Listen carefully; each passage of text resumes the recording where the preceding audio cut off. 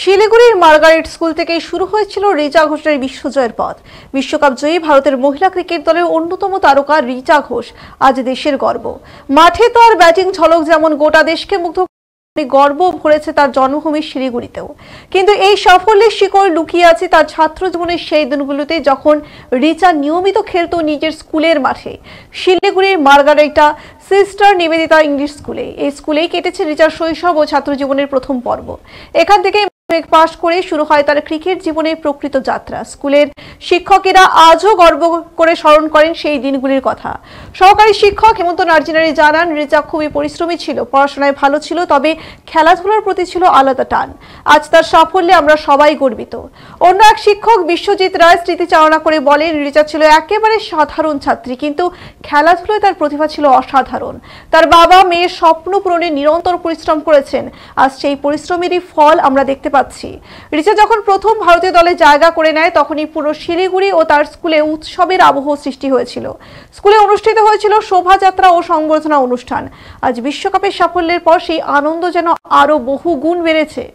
School কর্তৃপক্ষ জানিয়েছে, রিচা ঘোষ দেশে ফিরলে তার সম্মানে বিশেষ সংবর্ধনার আয়োজন করা হবে।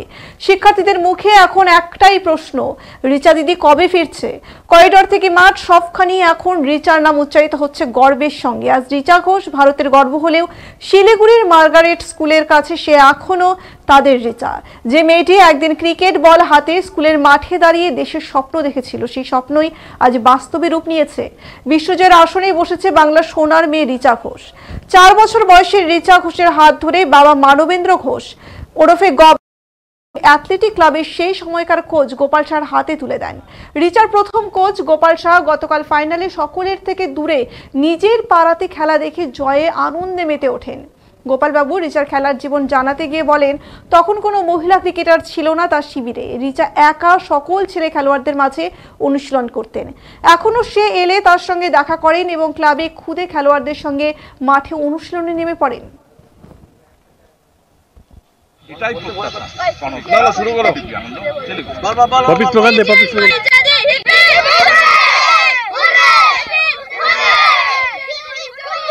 গর্বের ব্যাপার, আমার একা না, সবার, ওটা শিলিগুড়ি গর্বের ব্যাপার। 4 বছর বয়স থেকে পেয়েছি, 4 বছর থেকে ও মাঠে আছে। তারপরে আস্তে আস্তে ধীরে ধীরে ধীরে ধীরে বড়ো হলো। 7 বছর 8 বছর যখন বয়স হলো, তখন আস্তে আস্তে ওটা গ্রোথ শুরু হলো।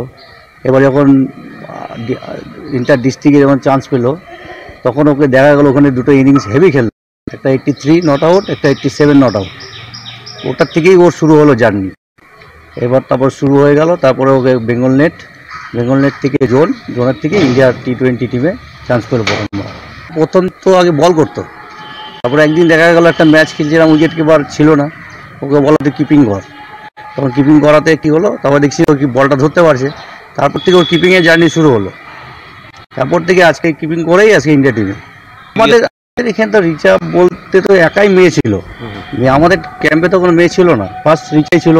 যেহেতু আমাদের ওর বাবারা যেহেতু আমাদের ক্লাবে খেলতো, ওর জন্যই ওকে নেওয়া হয়েছিল। তারপর থেকে ও আজ ধীরে ধীরে ধীরে ছেলেদের সাথে বেড়ে উঠলো, হওয়ার পরেই তারপরে আজকে এই অবস্থা।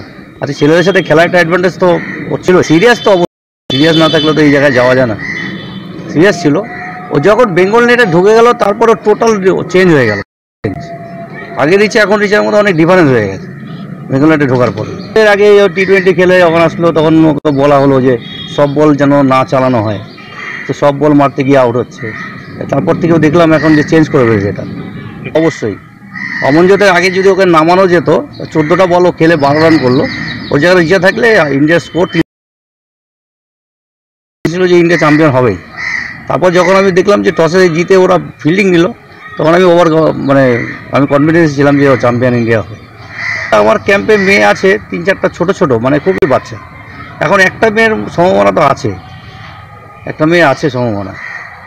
কোনো এই যে আজকে ইন্ডিয়া খেলছে, একটা মেয়ে খেলছে, ঋদ্ধিমান শাহ খেলছে, একটা স্টেডিয়াম নিজেদের নেই, একটা মাঠে আজকে লিগ শুরু হচ্ছে, একটা তরাই স্কুল মাঠ নিতে হচ্ছে, কোনো সময় ইউনিভার্সিটি মাঠ ভাড়া নিয়ে খেলা হচ্ছে, কোনো সময় ওই এখন কলেজের মাঠে খেলা হবে। এটা তো না, আমাদের এখানে প্রশাসনের দেখা উচিত না একটা, যে ক্রিকেটের জন্য একটা আলাদা মাঠ, দুটো ইন্টারন্যাশনাল প্লেয়ার আমাদের একই জায়গা শিলিগুড়ি শহরের, তার যে নেই কিছু গর্বের ব্যাপার। আজকে রিচা ঘোষের খবরটা পাওয়ার পর থেকে আমরা অত্যন্ত খুশি। রিচা ঘোষ ছোটবেলা থেকে আমাদের এই স্কুলে পড়াশোনা করতো এবং স্কুলে পড়াশোনার সাথে সাথে এই খেলাধুলায় অত্যন্ত মনোযোগী ছিল। স্যারদের সহযোগিতায় তার পড়াশোনা প্লাস এই খেলাধুলার দিকে তার যে বিষয়, সেই বিষয়গুলোকে খুব ভালোভাবে গ্রহণ করে নিয়েছে। পড়াশোনার ক্ষেত্রে সে ছিল খুবই ভালো এবং আজকে এই বিশ্ব ক্রিকেটে তার নাম ভালো হয়েছে। সেই জন্য আমরা স্কুল অথরিটি এবং মার্গারেট স্কুলের শিক্ষক এবং ছাত্রীরা অত্যন্ত খুশি। আমরা আশা করব তার ভবিষ্যৎ জীবন এর থেকে যেন আরো ভালো হয়। স্কুল তথা তার বাবা মা এবং আমাদের সমাজ, আমাদের শিলিগুড়ি তথা আমাদের ভারতবর্ষের জন্য তার মাধ্যমে সারা পৃথিবীতে আমাদের নাম ছড়িয়ে পড়ে। ধন্যবাদ। আমি Hemanta Kumar Nagnari, assistant teacher, Margaret school.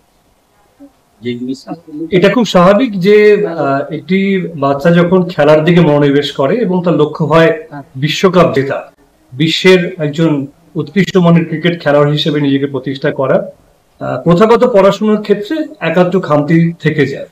রিচার ক্ষেত্রে সেটা ছিল। রিচা আমাদের স্কুল থেকে মাধ্যমিক পাস করেছে, উচ্চ মাধ্যমিক পরীক্ষা শেষ পর্যন্ত খেলার ব্যস্ততার জন্য সেই সময় বেশ কয়েকটা ইন্টারন্যাশনাল খেলা ছিল বলে উচ্চ মাধ্যমিক পরীক্ষাও দিতে পারেনি। কিন্তু পর্যায়ক্রমে রিচা খুব নিচু ক্লাস থেকে খেলাতে যেভাবে নিজেকে মেরে ধরেছে এবং প্রমাণ করেছে, এবং সর্বোপরি যেহেতু তার পরিবারের সঙ্গে আমরা যুক্ত, তার বাবা তাকে যেভাবে এগিয়ে নিয়ে যেতে সাহায্য করেছে, মানবতার কথা এই ক্ষেত্রে না বললে পরেই নয়, যেভাবে রিচাকে এগিয়ে নিয়ে যেতে সাহায্য করেছে, তার সেই স্যাক্রিফাইস, রিচার যে ডেডিকেশন, এবং অবশ্যই স্কুল কেন্দ্রিক বিষয় যখন যখন মার্গারেট স্কুলের শিক্ষক শিক্ষিকাদের কাছ থেকে যে ধরনের সাহায্য তার প্রয়োজন ছিল, সবাই মিলে সেটা করেছে বলেই আর বিশ্ব সভায় শ্রেষ্ঠ আসন নেওয়ার যে ব্যাপারটা, সেটা মার্গারেট স্কুলের ছাত্রী রিচা ঘোষ 2020 সাল পর্যন্ত সে পড়াশোনা করেছে এখানে, সে নিজেকে প্রমাণ করেছে। এবং সব থেকে আমার কাছে খুব একটা আনন্দের ব্যাপার যে 2020 সালে যখন 12ই জানুয়ারি প্রথম ডিক্লেয়ার হয় যে মহিলাদের জাতীয় টিমে T20 টিমে রিচা সুযোগ পেয়েছে, সেখান থেকে রিচাকে নিয়ে আমাদের উৎসব শুরু। এবং আমরা কয়েক মিনিটের নোটিসে মার্গারেট স্কুল থেকে এক বিরাট শোভাযাত্রা বের করেছিলাম তাকে স্বাগত জানানোর জন্য, তাকে ধন্যবাদ জানানোর জন্য, এবং তারপরে সে আমাদের স্কুলে এসেছিল। মজার বিষয় দেখুন যে সেই দিন যখন রিচাকে বলতে বলা হয়েছিল কিছু, রিচা সেদিন বলেছিল যে আমি কি বলবো বাবা, তুমি বলে দাও। সেই রিচা কাল যখন মানের একটা প্রতিযোগিতায় শ্রেষ্ঠত্বের আসন গ্রহণ করেছে, এবং আমরা যারা খেলা দেখছি প্রত্যেকেই জানি যে রিচার ওই ফাইনাল কতগুলো বলে যে স্কোর, সেই স্কোরটা এবং এই হার্ড হিটিং কতটা প্রয়োজন ছিল ভারতের একটা বিরাট রান তৈরি করার জন্য এবং সাউথ আফ্রিকাকে ওই রানটা চেস করবার জন্য দেওয়ার জন্য, এবং সেটা ভারতবর্ষের সামগ্রিকভাবে প্রত্যেকটি প্লেয়ারের মনোবলকে অনেক বাড়িয়ে দিয়েছে। তো সেই কাজটা দৃঢ়তার সঙ্গে ও করেছে, এবং তারপরে যখন তার সঙ্গে ইন্টারভিউ হয়েছে সে দৃঢ়ভাবে এই কথাটা বলেছে যে পুরো টিমের বিশ্বাস ছিল আমার উপরে যে হ্যাঁ আমি যে গিয়ে এখন সে হার্ড হিটিংটা করতে পারবো এবং আমার স্কোরকে অনেক হাই করতে পারবো, এবং তার পরিণাম এবারে বিশ্বকাপে সব থেকে বেশি 6-এর যে রেকর্ড, বা পুরো বিশ্বকাপ মিলেই মহিলাদের বিশ্বকাপ মিলে 6-এর যে সব থেকে বেশি রেকর্ড, সেটা কিন্তু রিচার দখলে। এবং এটা আমাদের কাছে অত্যন্ত আনন্দের ব্যাপার। এবং এরপরে রিচা যখনই শিলিগুড়িতে ফিরবে, অবশ্যই আমরা স্কুলের তরফ থেকে তাকে একটা সম্বর্ধনা দেওয়ার ব্যবস্থা নিশ্চয়ই করবো, তাকে স্কুলে আনবে। এবং সর্বোপরি আমাদের স্কুলে আরো বেশ কিছু মেয়ে যারা ক্রিকেট খেলে, যারা রিচাকে অনুসরণ করে আরো উপরে পৌঁছে দিতে চায়, নিজেকে মেলে ধরতে চায়, প্রত্যেকের কাছে ও কিছু বলুক, নতুন নতুন ভাইদের কাছেও কিছু বলুক, যাতে প্রত্যেকে এই খেলাতে অংশগ্রহণ করে নিজের শ্রেষ্ঠত্ব প্রমাণ করতে পারে।